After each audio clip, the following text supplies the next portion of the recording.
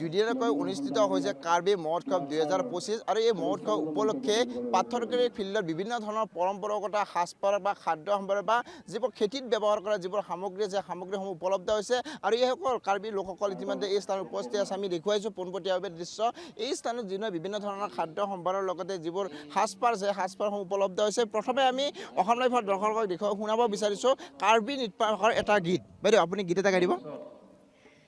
Zakoi bedang nang do do hori sohel Polo bedang nang do do hori sohel Zakoi bedang nang do do hori sohel Polo bedang nang do do hori sohel Oh Tidong hidam nang Aduk du sahu kunewana Aduk du sahu kunewana Jakoi bedang nang do do men sohe Polo bedang nang do do ri sohe Koi নিশ্চিতভাৱে আমি গীত আৰু নিশ্চিত শুনিম আৰু ইয়াৰ মাজতে আমি দেখুৱাব বিচাৰোঁ যে কাৰ্বিসকলে যিসকল পৰম্পৰাগত খেতিত ব্যৱহাৰ কৰে বা তেওঁলোকৰ যিবোৰ সামগ্ৰী আছে সেই সামগ্ৰীসমূহ উপলব্ধ হৈছে আমি এগৰাকী ব্যক্তি আছে তেওঁৰ লগত কথা পাতিব চেষ্টা কৰোঁ আৰু তেওঁৰ প্ৰতিটো বস্তুৰ আমাৰ নামসমূহ কৈ যাব আমি অসম লাইভৰ দৰ্শকক দেখুৱাব লগতে নৱপ্ৰজন্মই যে এইবোৰ শিকিব লাগে বা সেইবোৰ চাব লাগে সেই বস্তুবোৰ আমি দেখাবলৈ চেষ্টা কৰিম দাদা আপোনাৰ ওচৰলৈ আহিছোঁ এই কাৰ্বি মহোৎসৱত আপোনাৰ বিভিন্ন ধৰণৰ সামগ্ৰী উপলব্ধ কৰিছে কি সামগ্ৰী আছে দাদা ইয়াতে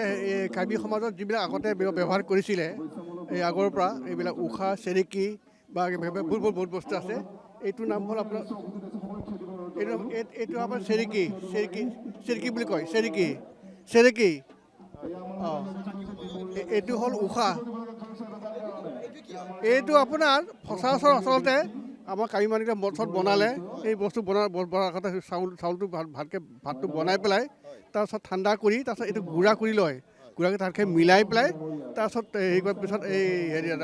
ডাঙৰ ঢাৰি এখনত তাত খুৱাই দিয়ে এইটো হ'ল আপোনাৰ হেৰি নামটো কৈছোঁ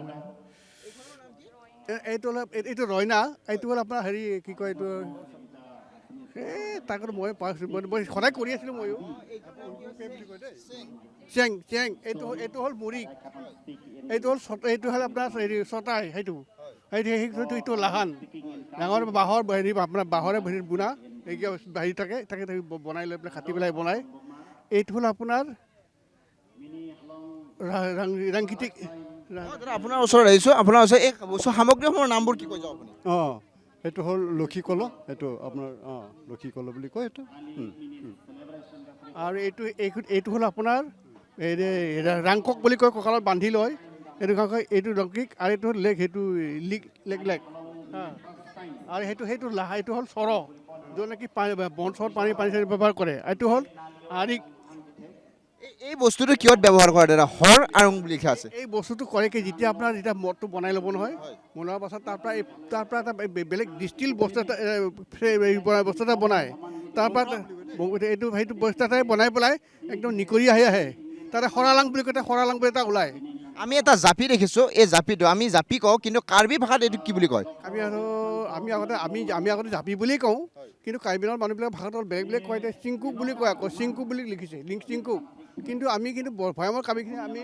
হেৰি জাপি বুলি এনেদৰে দেখিছোঁ আৰু ওপৰত যিবোৰ আছে এনেধৰণৰ পৰম্পৰা যিবোৰ সাজপাৰ আছে সাজপাৰ উপলব্ধ আছে আন এখন হয়তো স্ক্ৰীণত আমি দেখুৱাই আছোঁ পৰম্পৰাগতভাৱে যিবোৰ তেওঁলোকৰ খাদ্য আছে খাদ্যসমূহতো যেতিয়া ইয়াত উপলব্ধ হৈছে এইবাৰ জাকৈৰ লগতে যিবোৰ বিভিন্ন ধৰণৰ যিবোৰ মাছ মাৰোঁতে ব্যৱহাৰ কৰা হয় সেইবোৰ ৰুং বুলি লিখা আছে ৰুংটো আপোনাৰ সেয়ে আৰু এই কি কয় মাছ ধৰে এইটো দি ৰুং বুলি কয় এইটো জাকৈ বুলি কয় কাৰ্বি ভাষাত আমাৰ জাকৈ লাহনি দেখা পাইছোঁ এয়া লাহনি কিন্তু আমাৰ কাৰ্বি মানুহে লাহনি বুলিয়ে কয় আকৌ লাহনি যেনেকৈ মাছ হেৰি পানী বিলৰ পৰা মাছ কেনেকৈ বান্ধবিলাকত মানে বান্ধ দি পেলাই এনেকৈ সিঁচি দিয়ে মাছ এনেকৈ পানীখিনি সিঁচি দিয়ে অঁ নিশ্চয় বাহিৰৰ ভাগত দেখা পাইছোঁ বাহিৰত এটা সুন্দৰভাৱে বস্তু এটা উপলব্ধ ৰাখিছে কি বুলি কয় দাদা এইটো আপোনাৰ এইটো আমি কাৰ্বি ভাষাত আমি পুলু বুলি কওঁ পুলু কিহত ব্যৱহাৰ হয় এইটো আপোনাৰ মাছ মাৰোঁতে যেতিয়া বিলত যাওঁতে এনেকৈ ধৰি পেলাই মাছত এনেকৈ হেৰি কৰে আৰু জাপি দিয়ে তাৰপাছত তাতে মাছটো যেতিয়া জাম হৈ যায় লাগি যায় কট শব্দ কৰে তেতিয়া মাছটো ধৰি লৈ আহে আৰু নিশ্চিতভাৱে এনেদৰে উপলব্ধ হৈছে বিভিন্ন ধৰণৰ সাজপাৰ বিভিন্ন ধৰণৰ সামগ্ৰীসমূহ ইতিমধ্যে আন আন স্ক্ৰীণত হয়তো আমি দেখুৱাই আছোঁ যিবোৰ পৰম্পৰাগত যিবোৰ খাদ্য আছে খাদ্যসমূহ উপলব্ধ হৈছে আমি আন এগৰাকী ব্যক্তিৰ ওচৰলৈ আহিব বিচাৰিছোঁ দাদা আপোনালোকে এই যে মহোৎসৱত কি অনুষ্ঠান আপোনালোকে আয়োজন কৰিছে আমি কিছু সময়ৰ পিছতে অসম লাইভত দৰ্শকক দেখুৱাবলৈ 200 প্ৰতিনিধিয়ে হয়তো মায়াবিনী গীতটো কাৰ্বি ভাষাত পৰিৱেশন কৰিব হয় আমাৰ কেইবাদিনৰ আগতে আমাৰ এই মায়াবিনী গীতটো আমাৰ কাৰ্বি ভাষাত অনুবাদ কৰা হৈছে গতিকে আমি কিছু সময়ৰ পিছতে মানে 2:30মান বজাতে আমি এই মায়াবিনী গীতটো আমি পৰিৱেশন কৰিম সমূহ কাৰ্বি জনগোষ্ঠী